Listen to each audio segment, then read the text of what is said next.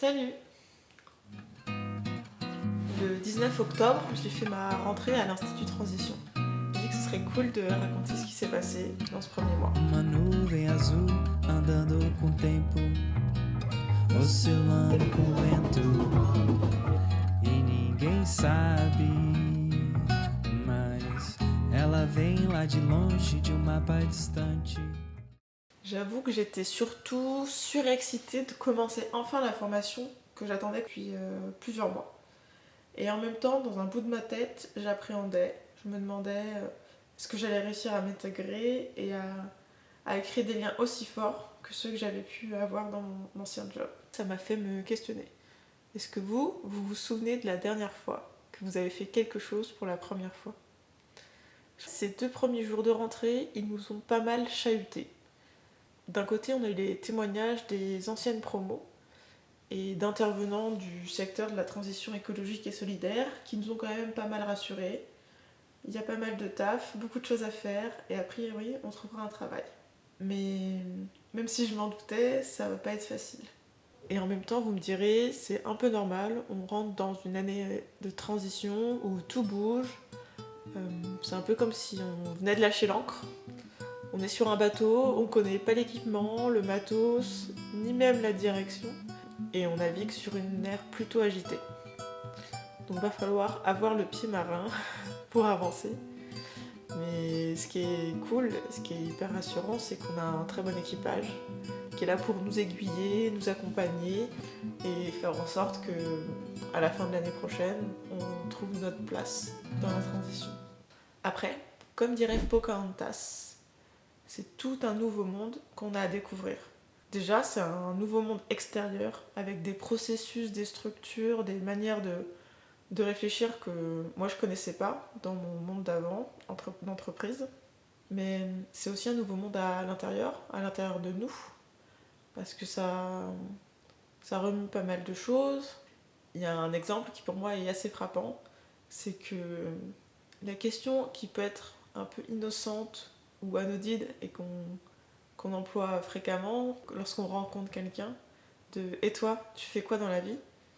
En fait, c'est un peu plus dur d'y répondre quand naturellement on se définit par notre travail. Là, pour l'instant, ma réponse c'est plutôt je me cherche, je sais pas. Du coup, ça m'interroge aussi. Comment vous vous définissez sans parler de votre travail, par exemple.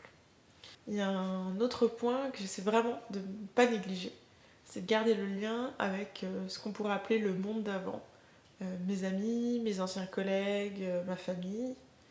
L'idée c'est de ne pas m'enfermer dans une bulle non plus.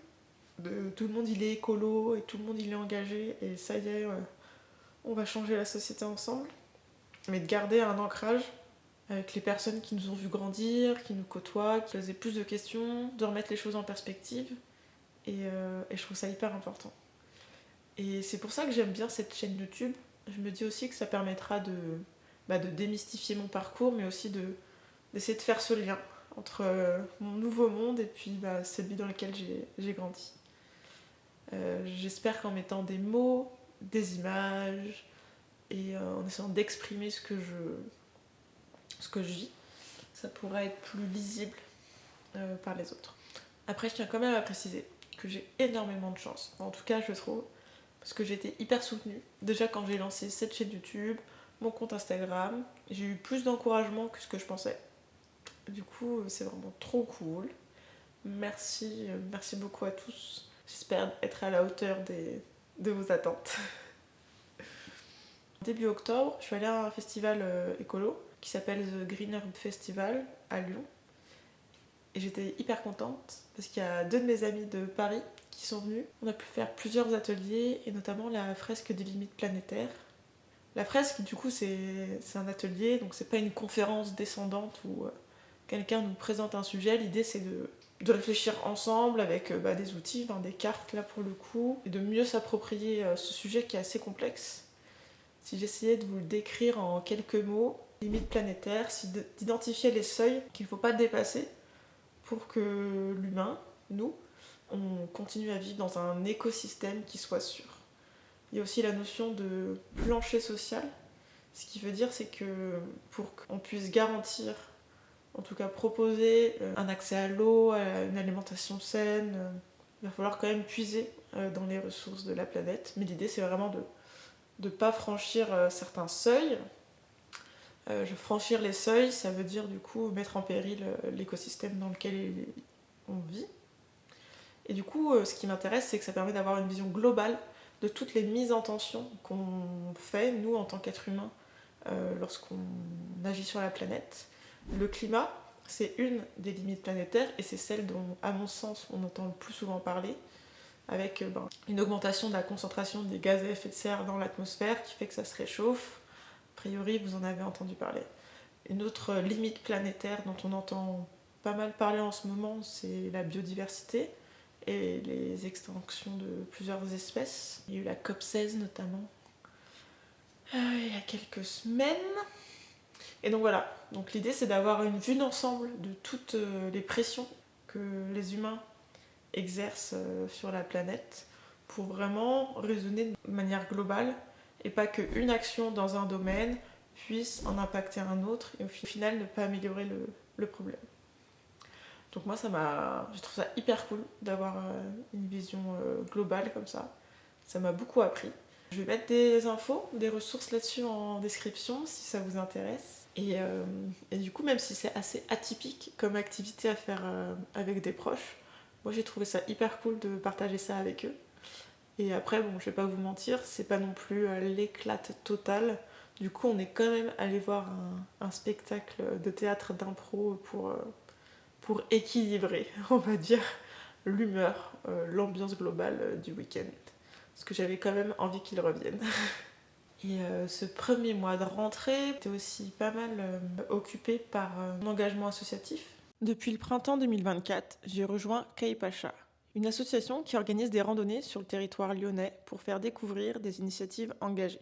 Fin septembre, j'ai organisé une balade de 2 heures et l'idée c'était de faire découvrir plusieurs initiatives qui existent dans le 7e arrondissement de Lyon pour donner envie aux personnes d'agir, de s'engager bénévolement et aussi de pousser la porte de toutes ces structures qui existent mais déjà dont on ne connaît pas forcément l'existence et ou le mode de fonctionnement.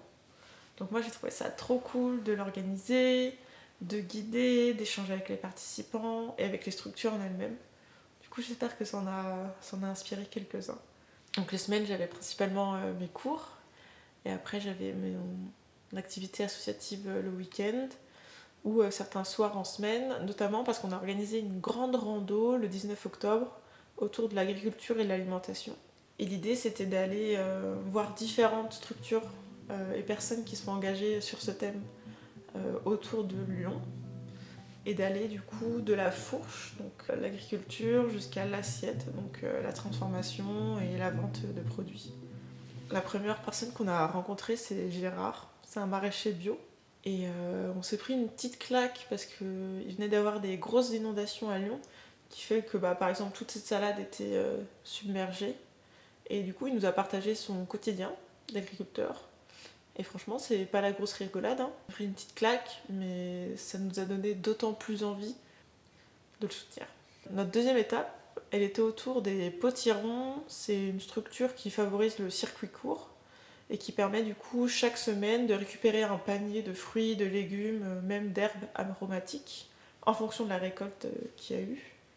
Et aussi d'aider à l'entretien ou à la cueillette du potager. Sur le chemin, on a croisé quelques moutons. Et il y a une anecdote d'un participant qui m'a marquée. C'est possible de voler un tracteur. Alors là, j'étais waouh pour avoir la motive. Et surtout, l'humain est quand même bien fait parce qu'ils sont vite organisés pour pouvoir en racheter un collectivement. Après le pique-nique, on allait voir Cannelle et Piment, qui est un traiteur solidaire qui permet depuis plus de 30 ans, je crois, à des femmes de se retrouver autour de la cuisine et de vendre des plats incroyablement bons. Franchement, si vous organisez un événement dans la région lyonnaise, je vous invite à les contacter parce que c'est vraiment incroyable. Enfin, moi je trouve ça trop beau. À Villeurbanne, on allait visiter un supermarché un peu particulier qui est sous forme de coopérative. Et du coup, là, c'est Aurélien qui nous a expliqué le mode de fonctionnement. Et par exemple, ils se réunissent pour choisir quel type de produit va être proposé en rayon. Et eux, ce qu'ils essaient de faire, c'est d'avoir une sorte d'échelle avec des produits qui soient bio ou même conventionnels, plus ou moins locaux, avec des tailles de structure plus ou moins grandes, pour avoir une gamme de prix qui soit aussi accessible à tous, en fonction des contraintes qu'on a, qui peuvent aussi être différentes en début et en fin de mois. Et donc chaque personne qui va faire ses courses a un pouvoir de décision sur ce qui est disponible dans le magasin et la marge qui est faite par la coopérative. Et du coup, moi je trouve ça toujours hyper intéressant de découvrir des choses qui fonctionnent différemment de ce que personnellement moi j'avais toujours connu. La dernière étape, elle nous a amené à la cantina. C'est un lieu qui permet à des familles qui sont logées dans des hôtels d'avoir un espace où cuisiner en famille et du coup avoir de quoi manger les jours suivants. Visiter des lieux comme ça, je trouve ça hyper important pour aussi nous ramener dans la réalité, nous faire réaliser tout le confort qu'on peut avoir. Et ces journées-là, je ressors mais épuisée, lessivée, parce que guider, animer un groupe, participer, ça fatigue. Mais en fait, c'est aussi trop cool. Parce qu'à la fin de la journée, là, il y a plus de 150 personnes qui nous ont suivis. Et du coup, qu'on pu découvrir ces super initiatives.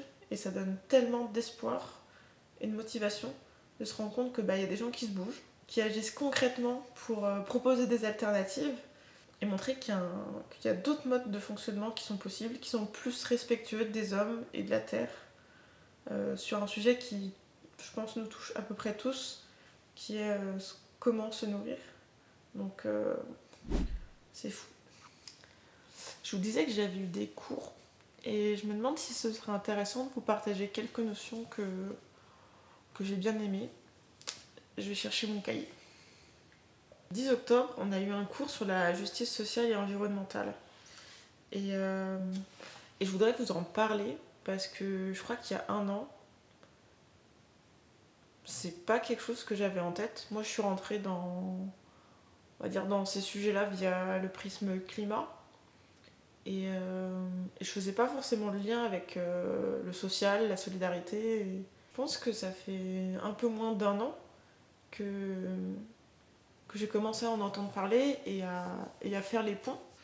Et j'ai bien aimé du coup comprendre comment des inégalités qui existent se transforment en des injustices environnementales.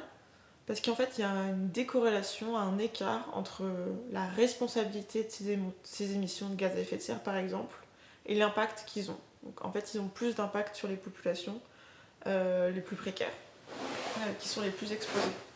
Je peux peut-être vous donner un exemple. Par exemple, quand on superpose la carte des revenus, on va prendre celle de... Je vous essaierai de vous les afficher.